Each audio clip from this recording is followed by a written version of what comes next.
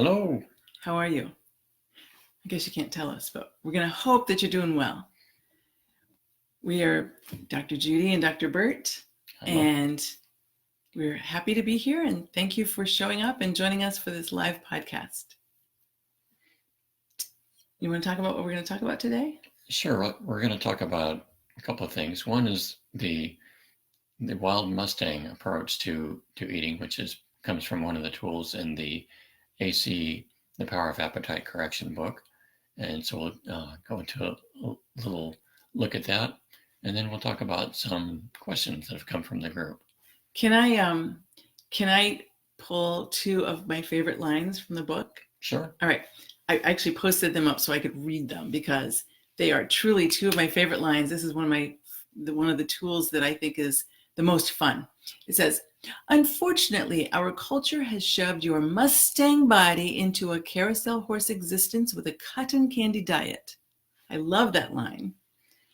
And then the advice is, take your Mustang body off of the carousel and feed it some wild food that takes some effort to eat.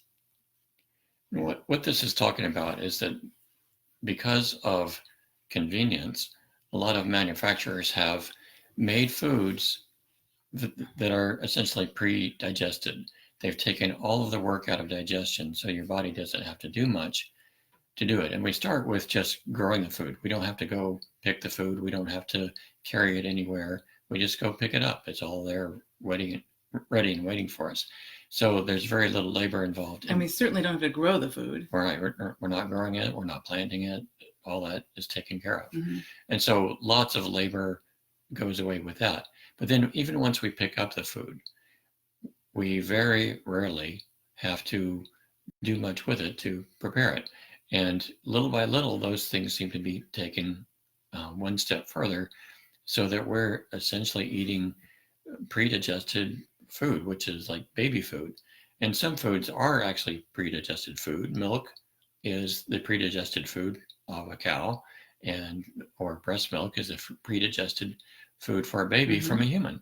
And so there are times when pre-digestion makes sense, but we're seeing food get more and more processed. Like you've probably seen kids eating applesauce from a little squeeze tube instead of eating an apple. That's pre-digested food. So the body doesn't have to do any work to break it down. No chewing? No chewing at all. They have to swallow. Yeah, they have to swallow, but it's already finely ground, and so the enzymes in their mouth don't have to break anything down. Right. And so it's pre-digested. And another example is what we do with peanuts. Uh-huh. Once upon a time, people would dig in the soil and dig up peanuts and take some time gathering them. And maybe they'd get a bucket full, half dirt. They'd have to clean them. And then they'd have to roast them. Well, early on they didn't, but people learned that there's some fungus that can grow in peanuts. And so now we roast them to get rid of the toxins that the fungus can make. So then we get to the shelled peanuts. So now we have bags of shelled peanuts, but then we keep going and going. And what do we do with that? We make peanut butter. Anyway, we have a very fun demonstration about why this matters. I mean, I think it's pretty intuitive that if we don't do more work if we do a little bit of work to bring our food into our bodies, then our calorie expenditure in eating is what it is. If we do more work, it's a higher calorie expenditure. And this also includes how much work our body has to do to digest the food. Right. The more finely ground it is, the easier it is for our enzymes to attack and digest it. So there's lots of surface area. If it's finely ground, and even if we finally chew it, but that takes work. If we finally chew it, then it's more absorbed than if we're swallowing it in big chunks, because then the stomach acid and so forth has a tougher time getting to it to break it all down into its component pieces, the carbohydrates, the fats, the proteins that we can absorb. Well, and just before we do this little mini demonstration that I think will be fun, the little bit that I read was our culture has shoved your Mustang body into a carousel horse existence. Back in the day, all of that work was part of what we did in order to eat. One didn't just have the convenience that we have now. And so part of the international problem of expanding waistlines, an element of that is simply that none of it's simple. It's complicated and etc. But a piece of it, a simple piece of it is that the work, the labor, the whole processing of food is outside of us most of the time these days. So we are going to go back in time, metaphorically, and first start with unshelled peanuts. This is 200 calories worth of peanuts. This is food we can take into our bodies and extract 200 calories worth of energy from this food. But there's a little work involved in getting to the food. Yeah, you have to shell it. You have to shell it. Right, you have to shell it, and then you have to chew it. Right, and you would take a few minutes to get through that many peanuts. And you have to decide whether you're going to eat the peanuts in this have a little bit of a skin around them. And you have to decide if you're a skin on or a skin off kind of person, because some people eat the skins and some people don't like them. Anyway, so this is 200 calories. And the time it would take to eat this 200 calories worth of peanuts is, what do you think? 5-10 minutes, if that's all you were doing. Well, yeah, if it were a job. Yeah. I think if it were something that we were doing, like, has anybody gone to one of there are restaurants where the appetizer is unshelled peanuts and people sit, and we used to go to one years and years ago where it was the whole thing. What the fun thing about it, our kids loved it, was to toss the shells on the floor. Mm-hmm. We weren't setting a standard there. That was the way it was. That was the process. And so it was very fun. We would sit, we would eat some peanuts, we'd toss the shells on the floor. The kids thought that was very radical. And so there it is. We would take probably the four of us would take, I don't know, a good couple minutes to get through that many. Yeah. And that's 4 people working on it. So then let's compare that to 200 calories worth of already shelled nuts. So let's move those right there. So how long would it take to eat this many? This is what? A couple of hands full. Oh, it depends on your size of your hand. Okay. So 2 hands full of peanuts. Yep. That's funny. Didn't do that. Didn't do that because he's not in his window. All right. So this would take, for me, I don't know, a minute. Less than a minute, yeah. Yeah. Just a couple of bites worth. Right. A couple of bites worth. You chew it up, you swallow, you do it again, chew it up and swallow. But at least you're chewing. Yeah. Right. But we don't stop there. In our modern culture, we have this 200 calories worth of peanuts in the form of peanut butter. A couple of bites worth. Yeah. Or if you put it in a milkshake, then you can just drink it down and not even think about it. Right. So this is what, 2 tablespoons? Mm-hmm. Well, actually slightly more than 2. Yeah, more than 2 tablespoons for 200 calories. So this one could gulp down in, I don't know, couple of swallows. Depends on if you put a little bit of lubricant, because peanut butter gets sticky. Right, a couple of sticky swallows. Right, sticky swallows, or if you put a little bit of something else in there, then it gets less sticky. But it's about what you'd have on a sandwich. The thing is, this is so finely ground that your body's going to have no trouble digesting it all, and so it's going to be fully digested, fully absorbed. These other 2 are going to make their way through your digestive system, and you might see some recognizable parts on the other end. Yeah, you can see some of this in the bowl. And so if you can see it on the other end, that means it wasn't totally absorbed, and that means that you didn't get all the calories out of it that are in the food. So this is 200 calories, and this is 200 calories minus the bits that you don't digest. So this is really less than 200 calories probably. But this, you can be sure, every bit of that, your enzymes, your digestive juices are going to have a field day with this, and the bacteria in your gut. I see that Mary's with us. Hi, Mary. So the point of this is we encourage people to try to look for the more coarse versions of the foods that they eat. Try to do as little preparation by machine as possible. We know that there's a lot of machines involved, dishwashing and so forth. That used to all be manual labor, but not anymore.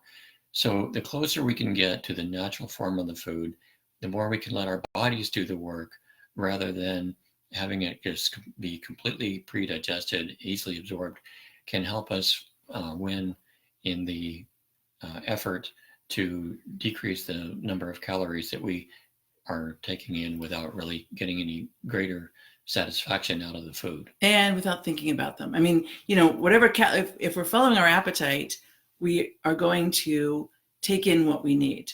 But our appetite has to have time to measure what it sees. Again, if you put so much intensity onto the receptor that it can't measure the difference between its maximum ability to detect and more that you give it, then it can't. So if you think about it, the time it takes to eat this number of peanuts, that introduction of time means your receptor, your appetite is having more time to engage with the signaling and let you know that you might actually be full before you get to the bottom of this. Right. I don't know that I've ever been full before I got to the bottom of this many peanuts. Drinking something like a milkshake or like a peanut butter milkshake made with that, you get so many calories so fast, it would be surprising if our bodies have any ability to measure how much you took in.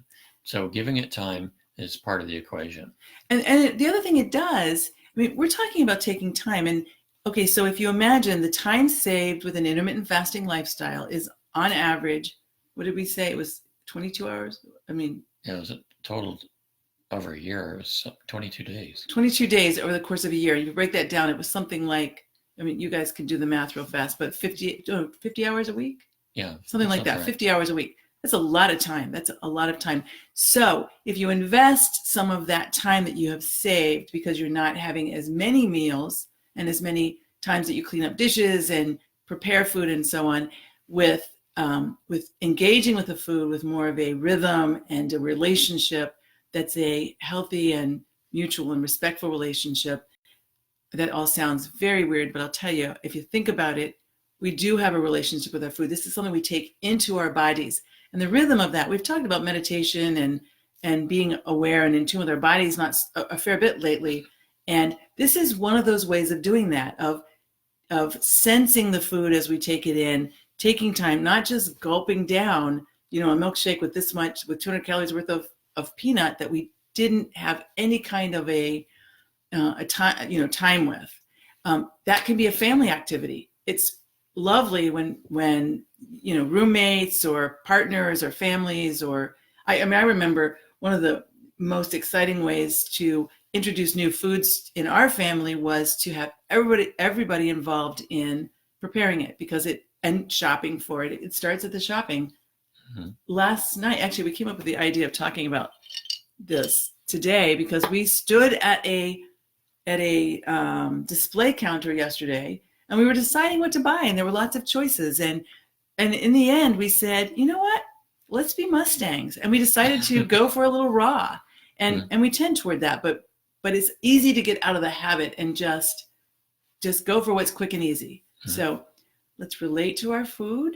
And take the time. Take the time. We're bringing this stuff into our bodies, for heaven's sake. That's a deep relationship, literally. Avoid packaging. It gets rid of boxes and bags, and it means that you know what goes into your food. Raw is better than not raw when it's an option. Unsalted, better than salted. Right. Because we get way too much salt. And slowing down our eating means our appetite has time to tell us when we're hungry and when we're no longer hungry. I'm sorry. Mm-hmm. It also tells us when we're hungry, which is good. So anyway, that was the fun kind of thought we had for today. And if you don't have something more right now, I'll move on and we'll talk about some of the questions that came up this week. All right. So from Debbie, the question was, after 2.5 years, this is actually not a question. This is just a tip. And I have to tell you, I decided we should share this because I'll tell you in a minute. After 2.5 years, I finally figured out a way to drink green tea during my fast without it making me nauseous. I add a splash of black coffee. Okay. So all I can say is, if people are having trouble drinking green tea, one person that we know added a little splash of black coffee to it and it made it great. I cannot imagine it. And I'm going to try it because I believe in variety and novelty. But my expectations are pretty low. So Debbie, thank you for sharing that. We Yes. appreciate it. And this is the kind of thing that comes up. An individual experiences something, and thank you, Debbie, for sharing it. Yeah. And we really have no idea how many people have trouble drinking green tea for the same reason, and we have no idea how many people will feel better with it by adding a splash of coffee. It's something that you are trying, but what we really do appreciate is the sharing. You're sharing your experience, you're sharing what works for you, and we're in a community where other people may learn from that. They may try it and find that it doesn't work. That's okay. But we do appreciate all of you who are sharing what works for you. Yeah, definitely. We're all stronger together, no question. And Lorraine, this is actually it's going to be kind of a long answer to this question, but Lorraine this week shared this: trying to understand something, fasting versus clean fasting. When doing a study of one, we are advised to try something to see how that something works for us. So let's say I put some lemon juice in my tea. What is that I look for to see whether it is something I can have or not? That's the question. And we have several layers to this answer. And the answer starts out very simply. Fasting means not eating. So if you're not eating, then you're fasting. But the question then goes into beverages. What beverages are considered fasting beverages or not? Water clearly is, because it has no calories and it has no food component, no protein, no carbohydrate in it. And so water is usually regarded as okay, but some people even do dry fasts, so they take it a step further. And so the question of not eating... Meaning they don't drink anything or eat anything. Right. And so the question of not eating becomes suddenly very complicated when you include what can you drink. In most fasting protocols, the beverages that are allowed are ones that have either 0 or very low calories. And that includes coffee and tea that's not been sweetened. And along with things like seltzer, which have dissolved carbon dioxide in them, so it bubbles, but the carbon dioxide can't provide any calories. It just changes the flavor a little bit. And so that too has been acceptable. But when you start talking about artificial sweeteners and cream and other things like fats, when the objective changes from going from the definition of not eating to what can I get away with, then we get into this very complicated area where, okay, if your goal is to keep your insulin down, it seems like you could eat something that has pure fat in it, like adding oil to your coffee or butter to your coffee, which some people do. And so that's adding calories, but it's not expected to make your insulin bump up. So some people will consider it as okay for intermittent fasting. But it's not fasting. It's not fasting. It's taking calories in. Sure. And if those calories are in your gut and your body's looking for fuel, it's going to burn those calories instead of pulling the fat off of some part of your body, which is, for most of the people that we're talking to, the objective. If your objective isn't that, then do as you please. But if you're trying to burn calories, it doesn't make sense to add them to whatever you're drinking, because that's what's going to get burned first. So that gets into fat, and then we get into the question of sweeteners, and this is where it gets just fantastically complex and lets you know how incredible our bodies are, in that not only do we have taste receptors in our mouths, we also have them throughout our gut. And what that does is allow our guts to prepare to digest whatever we're eating. If it tastes sweet, we tend to get the enzymes ready to import the sugar that's, after it's digested, into our bloodstream so we can use it. Makes good sense. But when we start using artificial sugars, we find that scientists have found that even though it just tastes sweet to us, our brains can actually tell the difference between artificial sugars and natural sugars artificial sugars. Artificial I sweeteners. should say low-calorie sweeteners, because things like aspartame taste very sweet, but they also have some calorie content. So the term is low-calorie sweetener, referring to things besides sugar that taste sweet. Mm-hmm. So that includes stevia, sucralose or Splenda, aspartame or NutraSweet. All those are low-calorie sweeteners. And each of those hits different receptors in our mouths and in our guts differently. And so the effects that each one causes are slightly different. Overall, there's not a big bump in insulin caused by any of the low-calorie sweeteners, but for some people, the experience of hunger may be changed, and they may feel it more often, they may feel it more intensely, but there's been very little consistency in which ones make people feel which way. And so the best, most reliable resource to go on whether these have an effect like that is what you experience. And that is what we call the study of one. If there is something that you want to try, if you haven't been able to get off of diet sodas, there's no reason that you can't try your fasting with diet soda. That's the study of one. If it works for you, power on. If it doesn't work for somebody else, that's irrelevant to your body. Your body is this complex machine, and what happens in it can be quite different than what's happening in the person sitting next to you. Yeah. And so this also comes back to, I completely agree with everything that Bert said. But in this question, the question was, I'm trying to understand something, fasting versus clean fasting. And so I'd like to talk for a minute about language, because I'm going to take this in a couple of places. One, we talked about goals. You said, why are you doing this? I think when you're approaching your study of one of the first things to establish is, what is my goal?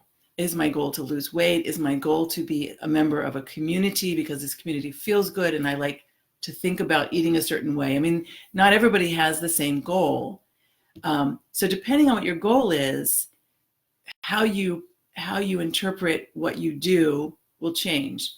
But no matter what your goal is, language matters. Language matters a great deal, whether we're giving ourselves positive self-talk. For those for whom the goal is to lose weight, things like judgments and self-deprecation are destructive. They're not constructive kinds of avenues to walk, because there's an outcome from that doesn't serve the goal of losing weight. It's counterproductive. And so I know Dr. Bert has talked a couple of times in the past about, fasting. What is fasting? And there's no authoritative definition of fasting. But there are a lot of people and a lot of groups and a lot of movements, I guess, toward creating lines and defining some rigid definitions of fasting. And whatever you want to call fasting, I think it's important to know, or to relate to the language you use in a way that doesn't create a judgment. And I'm specifically talking about things like the language clean fasting or dirty fasting. The words clean and dirty are not they're pejorative. They're pejorative, well, exactly. The dirty part is. Yeah. I mean, when one talks about being dirty, one talks about whatever. I mean, I don't need to we don't need to talk about what dirty means, but it's not a positive, joyful kind of description for somebody typically. Mm-hmm. So when we talk about how we fast, the people who are involved with the study of one concept, with the Fast 5 way of intermittent fasting, are a small subset of an extremely large catchment of intermittent fasting communities. And so we're part of a whole community that's much bigger than a small closed one where the language is whatever we use. So I guess my point is, we can't divorce ourselves from the language, clean fasting, dirty fasting. That language is out there. But each of us individually, as we conduct our study of one, and as we work to achieve the goals we're trying to achieve, can be very aware of the importance of how we speak and how we think about our fasting and our relationship with the way we live our lives. And so I would like to make a suggestion, and that is, when you're in a group where this language, dirty fasting and clean fasting, are sort of flying everywhere, and it's assumed that one of those is good and one of those is bad, or it's not assumed, it's just the way that the language is implied. Yeah. That one of those is good and one of those is bad. Perhaps it might be reasonable to introduce this idea. If someone were to ask me right now, in the context of this conversation, what kind of fasting I do, I would say I do SOO, so fasting, study of one fasting. I do my own kind of fasting. Now, I happen to be one of those people that really prefers, I'm in kind of a rules follower. I was reared that way. And so, I leave a lot of cushion between me and risk sometimes. And so I don't do a whole lot of experimenting with my fasting. I pretty much go for black coffee, because luckily I was also reared on black coffee starting at a young age. And so it's palatable and it's enjoyable to me. So for me individually, being able to stick within a rigid kind of constraint feels comfortable. It feels best. But I don't for 1 second think there's anything wrong with anybody adding into their fasting window what they need to in order to make it sustainable and to allow it in a way that lets them still achieve their goals. Go ahead. Yeah. That gets back to how complicated things are, because one of the reasons that people might avoid things like flavorings, or like adding lemon juice, as the question was, adding lemon juice, is that for some people that may have made them feel hungrier. Mm-hmm. But hungry isn't the same for every person and every time. Some people deal with hunger much more casually and they just brush it off and keep on going. It's not a big deal. Other people feel much more interested in food and distracted by it. And so it depends on the individual experience of hunger as to whether something that might stimulate a little hunger even matters in what the final outcome is, whether they eat more later or not. And if it affects whether they eat more later or not, then on down the line, does it affect whether or not they're losing weight or not? And so to me, fasting the kind of fasting that we encourage is fasting that works. Don't bother if it doesn't work, but we want it to be doing something for you. And it's sustainable. It works and it's sustainable. And it should be comfortable. So what's the best way to find out if adding lemon juice to your drink makes you hungrier later? Well, I can't tell you. I'm not going to predict, because our bodies are so complex that what my experience has been doesn't have a lot of weight or significance when it comes to what your experience will be. And so the best way is just to try it. And if you experience hunger, well, if you expect to be hungry, you probably will be, because your brain's already thinking about it. But if you kind of stay neutral about it, try it one day with the lemon juice, try it one day without. If it's no different, then the calorie content is insignificant. There's no insulin response to it. So you found something that you can use. So whether it's clean or dirty doesn't matter. What matters is how it affects you and whether it works for you. And to me, having a little flavor now and then is a good thing, just for the sake of variety. It makes maintaining this lifestyle more interesting and comfortable. And that's what we're here for. Right. And I mean, in contrast to that, not putting flavoring in mine is more comfortable, because I'm one of those folks for whom that's more comfortable. So it really is very individualized. I mean, I could try it and see if it changed my hunger, but it doesn't matter.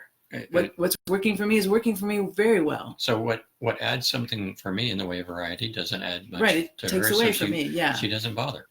Exactly. And so, and I wanted to say one more thing about this language like clean and dirty is all of that is contextual as well. And I think that's to a large degree what you're saying with each individual body, because we're complex machines, but it's also contextual in the moment. I mean, what is dirty in one circumstance is clean in another. In the operating suite, I can tell you most of the things that we do, I mean, we can't touch things with our hands in the operating suite without going through an aseptic process. And so these freshly laundered, freshly washed at the sink are considered to be dirty.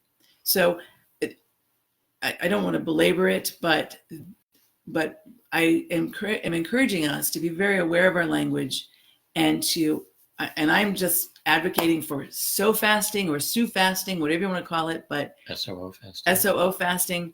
The study of one is really where we are going to each individually find our very best way forward to achieve the goals that we're trying to achieve. Sounds good. All right. So this next question is from David. Thank you for asking. I'm a fan of IF. I've been doing it for many years. I see advice that skipping meals can lead to gallstones. This has probably been addressed before, but can someone point to any advice around gallstone risk? And so we have a couple of thoughts to share on that. There is a section in the AC, The Power of Appetite Correction book, where you address that. You want to recap that for a moment? Right. The summary of that approach to gallstone is that obesity is a risk factor for gallstones, which means obese people tend to have more gallstones. And the more extra weight there is, the higher the risk that person will have gallstones. And so it's not like there's a cutoff point. You get to a certain weight and all of a sudden you have gallstones. When people lose weight rapidly, the risk of problems with those gallstones, let me back up a second. Gallstones, when they're sitting in the gallbladder, don't cause a problem. They just sit there, and it's like having something in your stomach. There's something there, but it's not causing trouble. Not causing trouble. And the gallbladder keeps working. The gallbladder collects bile from the liver, and during digestion, it contracts and squeezes that bile into the gut to help with digestion. Of fat in particular, yeah. And so, a fatty meal will make the gallbladder squeeze and put more bile in. And it does this through a duct, a tube that connects it to the intestine. And sometimes bits of those stones or a whole stone can get stuck in that duct. And that suddenly becomes a big problem. It's very painful. And it can get infected. If the whole gallbladder can get infected. And if that happens, it's a very serious condition. The risk of that happening, that when the gallstones start to cause problems, increases when somebody is rapidly losing weight by any method. And so when people are starting intermittent fasting and they begin some weight loss like they've never had before in their life, there is a risk that if they have gallstones, those gallstones will cause trouble. And there's not really anything that one can do to decrease the risk beforehand, except to lose the weight more gradually. But you don't really know if you're going to have problems until you have problems. And until they start causing problems, surgery is typically not recommended for gallstones. So when they start causing problems, surgery does become an option, and then the gallbladder is removed and the bile goes directly from the liver to the intestine. But the key is that any way of losing weight that is fairly effective, and so you see some fairly significant weight loss in a decent amount of time, increases the risk of those problems, not just intermittent fasting. So if you already have the gallstones and you're losing weight by any method, they can cause trouble. What is not known is that once you're lean again or leaner, whether or not the risk of those gallstones goes down or they dissolve. It's happened so rarely in modern life that it really hasn't been looked at. And now that people have taken on intermittent fasting and have been more successful at losing weight, we'll have to see if when they're lean and stay lean for a while, do the gallstones go away? Do they keep causing trouble? we just don't know the answer to that yet. Right.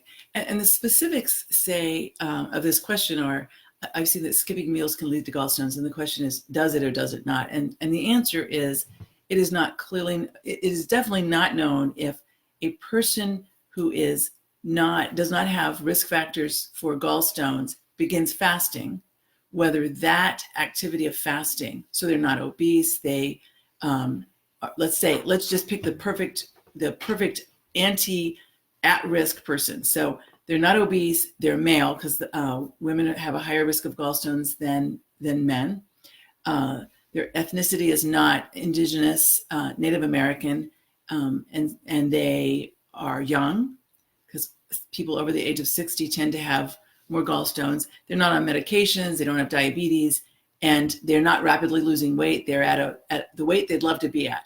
So this person who has no risk factors except taking on an intermittent fasting lifestyle or fasting for a period of time, do they have a propensity to develop gallstones because of that? And the answer is not known.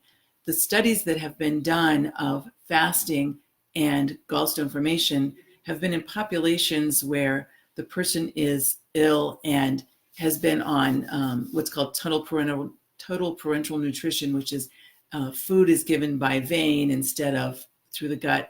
I mean, so there is some, but go ahead. Full days to weeks of fasting, not intermittent fasting Right. within a 1 day cycle like we typically talk about. So we don't know the answer is the short answer. And I would love for that to be a study that someone conducts at some point, but it has not been done. And we've looked pretty tenaciously. I guess we've not done an exhaustive search, but a very rigorous search. Yeah, if somebody knows a resource that we didn't Please find, share let us it. know. Absolutely. Yeah.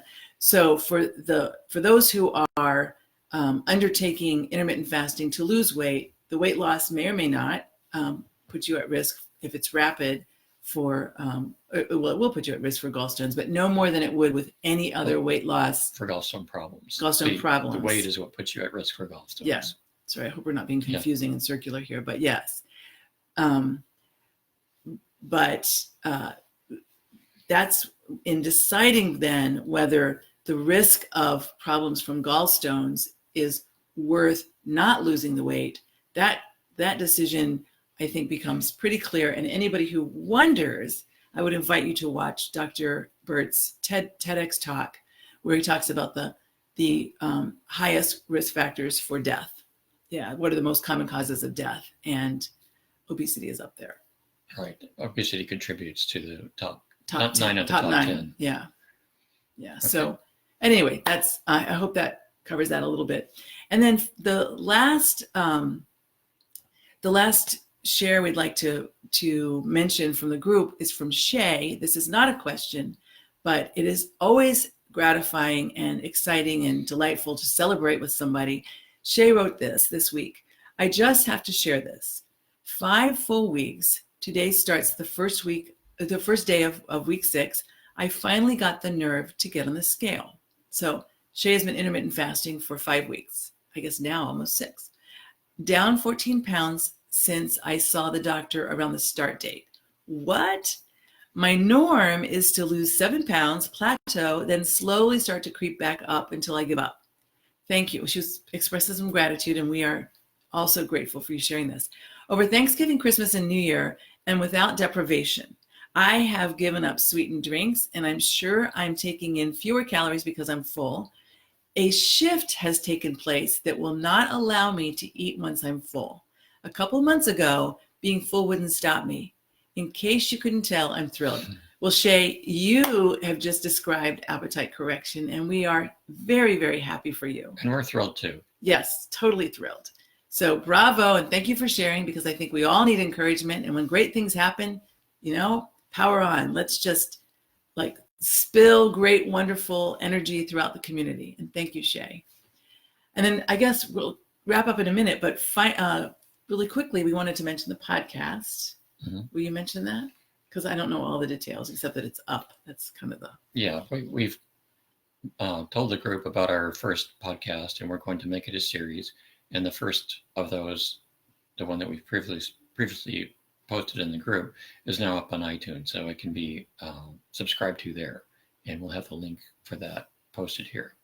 Great. And then the other thing is, There have been some requests for more coaching slots. So we've opened up some more coaching slots just for anyone who is interested in knowing that. We wanted to share that. So we are, I guess we're done, Yeah. Which for us is a big deal because this is kind of a big deal. This whole scrambling around, talking to you. And we can't even read these comments very well. Yeah, they roll by. So we'll get back to these comments, and thank you for everyone who talks to us while we're doing this. We're just too old to see that very well. So anyway, we're not that old. No. We're actually quite young, but hey, our eyes are over 40. Yeah. All right. Well, thank you so much, and we'll see you next time. Take care. Okay, bye.